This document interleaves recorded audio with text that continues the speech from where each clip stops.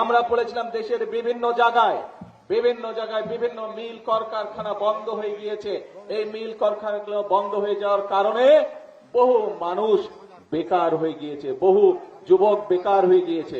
আমরা বলেছিলাম এই কলকারখানাগুলো চালুর ব্যবস্থা ইনশাল্লাহ আমরা করব। আমরা সেই কাজেও হাত দিয়েছি। আগামী 2-4 মাসের মধ্যে ইনশাল্লাহ বাংলাদেশের অনেকগুলো বন্ধ হয়ে যাওয়া কলকারখানা আবার চালু করা সম্ভব হয়, যার ফলে অনেক বেকার যুবক নতুন করে কর্মসংস্থানের সুযোগ পাবে।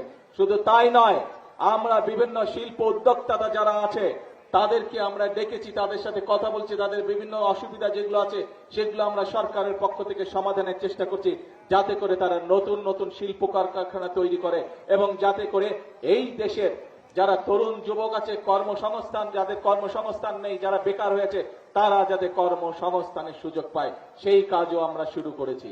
প্রিয় ভাই বোনেরা, আমরা বলেছিলাম যে মসজিদের ইমাম বলেন, খতিব সাহেব বলুন, মুয়াজ্জিন বলুন, বিভিন্ন অন্য ধর্মের যারা ধর্মী ঘুরেছে তাদেরকে আমরা ব্যবস্থা করব সরকার থেকে তাদের জন্য একটি সম্মানের, সেই ব্যবস্থার কাজও আমরা শুরু করেছি এরই ভিতরে। অর্থাৎ এই যে কটি কাজের কথা আপনাদের সামনে তুলে দিলাম প্রিয় ভাই বোনেরা, এই সকল কাজগুলো আমরা করতে চাই এই দেশের মানুষের জন্য।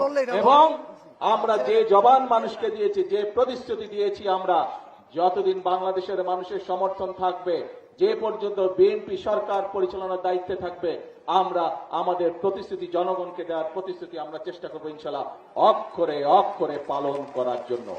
প্রিয় ভাই বোনেরা, আমাদের রাজনীতির, বাংলাদেশ জাতীয়তাবাদী দল বিএনপির রাজনীতি হচ্ছে এই দেশকে ঘিরে রাজনীতি। আমাদের রাজনীতি হচ্ছে মানুষের ভাগ্য পরিবর্তনের রাজনীতি।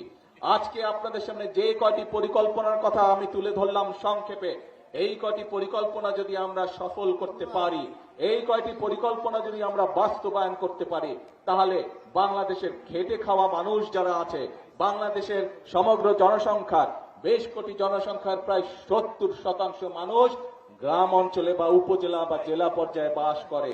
এই মানুষগুলো বিশেষ করে গ্রাম অঞ্চল, উপজেলা যারা বাস করে, গ্রামে যারা বাস করে, তারা উপকৃত হবে। আপনারা কি তাই মনে করেন? এই কাজগুলো যদি বাস্তবায়ন করতে পারে গ্রামের মানুষ উপকৃত হবে ইনশাআল্লাহ। প্রিয় ভাই বোনেরা, আমাদের লক্ষ্য, আমাদের উদ্দেশ্য সেটি।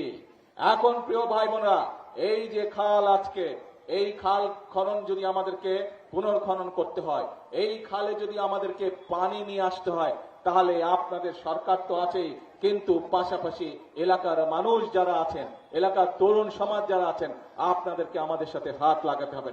পারবেন হাত লাগাতে এই খাল খননে?